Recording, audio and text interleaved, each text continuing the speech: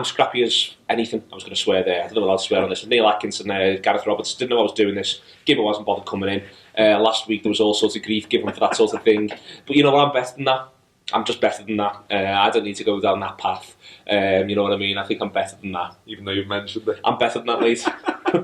Much better. He's working from home? Yeah, he's doing his article. He's doing his article at home because he finds it easier to write there. Yeah. Surrounded by a cat and whatever else he's doing. But, you know, it's fine. Everything's fine. And fundamentally, it's very important to know that I'm better than that. All right, then. So this is the lunchtime roundup. Slightly flat today. Should we do Mignolet's deal first? Yeah, that's the big news, isn't it? And, you know, that came, was it about 5 o'clock-ish last night, I think. I mean, no great shock, is it? Because it's been on the cards for a while. And sort of, you know, the Belgium journalist on Twitter, I can't remember his name, but he's the one everyone knows is spot on Mignolet News. He said that about a week ago that it was basically done. So this was just the whole pen in the hand saga. I'm still finding it a bit strange, I've got to be honest. 5 years is a long time to give someone a deal for. Yeah, I think it's... I mean, I don't know. I'm not sure on sort of any aspect of it. Really, I think it's all it is slightly strange. Maybe there are lots of possibilities. One is that the manager likes him and rates him, which is what he keeps saying. Which is what the manager keeps saying, and keeps saying it separately. I think the manager might be with him where he is. I suspect where the manager is, with the exception of 4 or 5 of them. I think the manager's general attitude is, I'm not that bothered. In that, I'm not bothered if they stay. I'm not bothered if they go. I'll make it work with them. I know what I want, I know what I need to add, and I think he'll be at that point already. And I wonder whether or not his attitude is one of, you know, this is sound. And I suspect you can probably name the lads he's right behind. Henderson, for instance. You can already see, you know, Henderson, probably Emre Can. He's talked highly of Sacco, though we may not be concerned about Sacco's injuries and all that sort of stuff. But I wonder if with the rest of them he's a bit like, well, to be honest with you, I'll just go and get some more lads. Well, there's a thing there, isn't there? I mean, I was doing some, I did some American radio yesterday, and one of the questions that they asked me was like, you know, if he does go out and buy in January, there's still a couple of weeks left, what's he doing? What work's he doing? Because it seems like they were saying, it seems like Liverpool have quite a few problems to solve. And so that being the case, maybe he goes, he'll know, he's going to have an idea what kind of money Liverpool have got to spend. Liverpool aren't going to advertise that fact publicly. So perhaps he's going, you know, that just isn't a priority for me. The priority is this. And, you know, maybe he thinks like, you know, a priority is another number 9, for instance, and how much you're going to have to pay for a good number 9, a lot of money. It could be that sort of thing. I mean, but on the other hand, I can still understand why people go, this fella's lashed in loads for us, he's not been a great goalkeeper for us, and he's just been given another 5 years. No, massively. And also we're getting this argument about, we keep seeing this argument about protecting an asset, and that's why he's been given a 5-year contract. The problem I've got with that is who's buying them. Yeah, I think that's often the case. Who are you protecting them from? I mean, I can understand you were protecting the asset with Luis Suarez because he was brilliant and everyone wanted to buy him. I don't think that's the case for Mignolet. I think that the protect the asset thing's dead interesting because I think often to say who's buying them is the interesting one. Like, for instance, you know, who's knocking around between, you know, if you do it in terms of order of wage bill, who's knocking around beneath us, so 6th, we pay the 5th highest wages in the country. Who's knocking down 6th to 12th thinking, we'll have a bit of Simon Mignolet. I don't know who that club is, and I think that this is, you know, unless he's going to go abroad, I think this is quite a constant sort of, I don't know quite who that club is, and I think there's a ton of players from Spurs up, right the way up to Chelsea or City, where there's a lot of players knocking around now that everyone's got, where I actually struggle to work out how much they go for if they were for sale tomorrow, and who'd come in for them. You know, even someone like Boney today has said he might go in the summer, or his agent said he might go in the summer, and I thought, well, who's buying it? Yeah, and it's really strange because normally you go, well, everyone will be biting your hands off for a player who plays for City or a player who plays for Liverpool. But I think that there's just this nowhere near as big a gulf between a lot of the players who, if you were to rank the squad in quality order, say 8th to 20th in quality order of any squad for United, for, you know, who's buying Rocco? If United decides to get rid of Rocco, who'd say I'll have a bit of Rocco? If United, as Steve Armstrong said on the main show, he says one of the things he does is, when he thinks of a player like everyone's raving about Smalling, he was saying, one of the things he does is he goes, well, who's going to buy him? If we put him on the market tomorrow, will PSG want him? No. Will Barcelona want him? No.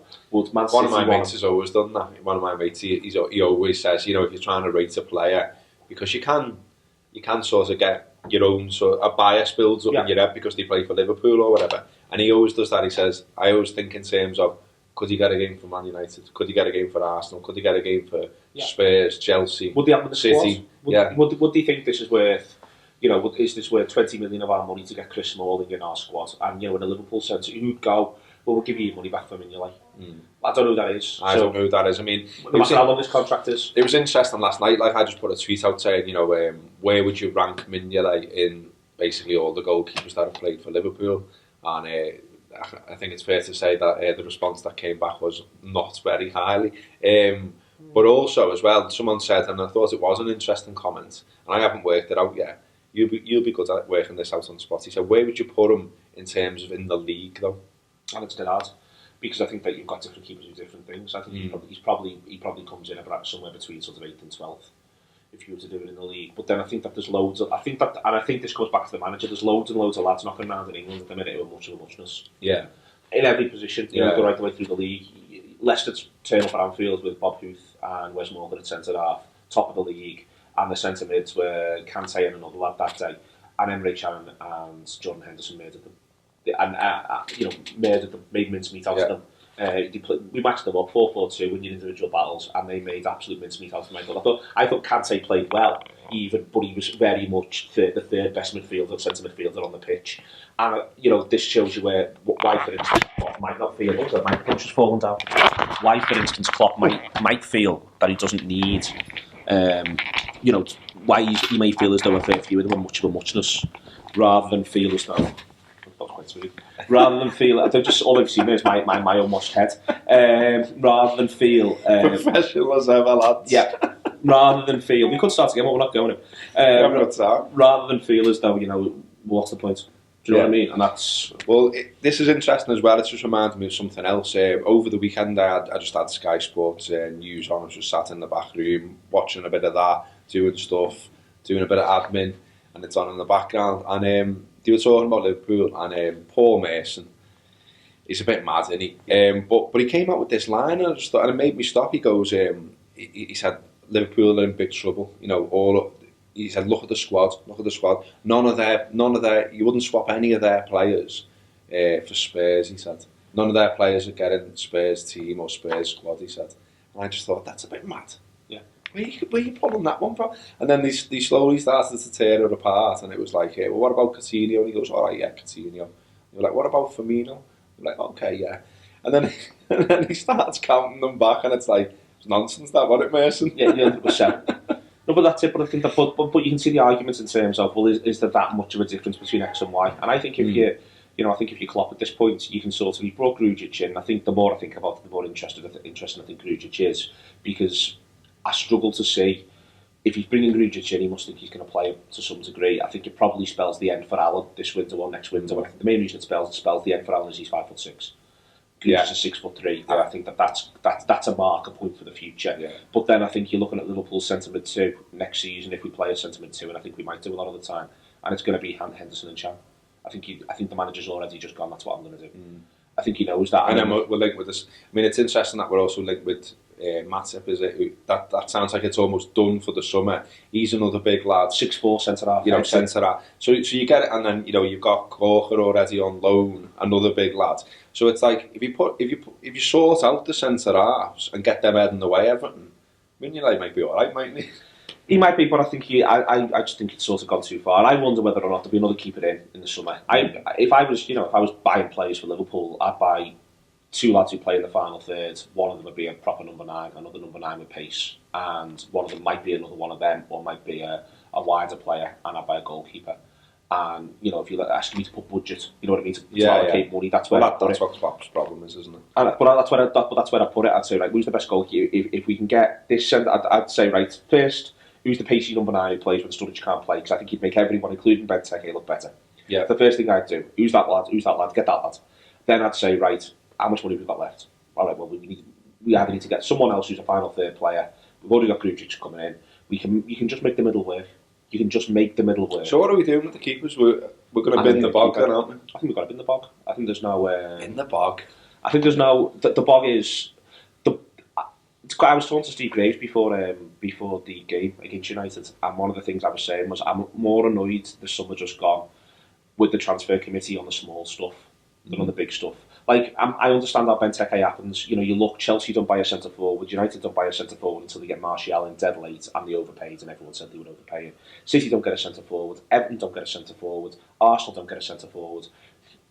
There weren't tons of centre forwards knocking around. We end up going for Bogdan, and whether it works or it doesn't, we've got a problem. We're trying to address it. Could we be more creative, of course? But I'm sort of all right with it. Firmino, I'm all right with that. 60 million quid going on forwards, plus Ings, plus a easy to join. That's fine as a policy. Yeah, and as a policy, all that's fine.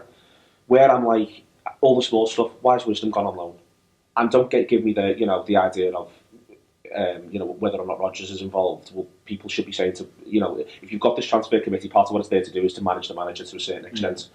Why is Markovic been allowed to go out on loan, and Markovic has said today he doesn't know what's happening next season? Why is he? And again, that's one for me on protect the asset. Don't protect the asset as the footballer. And if there's people like Mike Gordon and Ian Ayre on the transfer committee, and they know, because there must have been a conversation, they know it's possible you're going to sack the manager after 8 league games. Even if Brendan Rodgers is going, I don't want Markovic, you've then got to go. Then got to go. Sorry, mate. Yeah. So where's the joint up thinking? And there isn't any. There isn't any. Yeah. So you've been left short at full back. You've been left short of a big body. You've been left, and then the Bogdan is. We can all say, oh, it's clever because he's saving the money to put it elsewhere and all this sort of stuff. You can just do better than that. It's lazy. There are mini statements being made by Klopp if you look at what he's doing as well. And I mean, the way he's bringing back all these lads off loan, he's essentially saying, I don't agree with that as a policy. And then also, he's brought Ward back. That's basically writing on the wall for Bogdan. Yeah. So little things that he's doing. Even the streeting to Benteke, I wrote something that's on the Mirror Football site, and I was saying in that, if a number 9 that you've paid 32.5 million quid for, if you give him 9 minutes against Man United and 20 against Arsenal, that's not looking good for you. It's not, but I think that on that, I think he's got a problem where I don't think he feels he's got the lads who can play with Benteke. And I wonder whether or not things might be. Ben Smith was really adamant on Tour Unwrapped a couple of weeks back with Gutman that they like Benteke, that they rate Benteke. And I think he's looked at it, and I think he's sort of thought it's Firmino or Benteke pretty, in these 2 games, and he's gone with Firmino for both of them. And I think it's because he thinks he can get more out of Firmino in the context of the players who's around him. I think everyone is better with a number 9 who leads the line and carries it, because Firmino and Benteke both want to, for different reasons, both want to drop it and pull back 15 yards. They both want to do it, and they've got different reasons for wanting to do it, but they both need that other player, and that's what it comes down to. I've written something about that actually for the set pieces for Ian McIntosh's website. It's worth a look at set pieces. You're going to have to choose a review in a minute with Sean Rodgers, where we talked about these sorts of things. Brannigan and Randall have both given interviews today. You can see them on the Liverpool Echo website. Joe Gomez thinks Danny Ings is a great lad, and who are we to argue? Definitely is. And this has been our little lunchtime roundup. Again, not all the news that's fit to print, but at least some of it, and at least I turned up.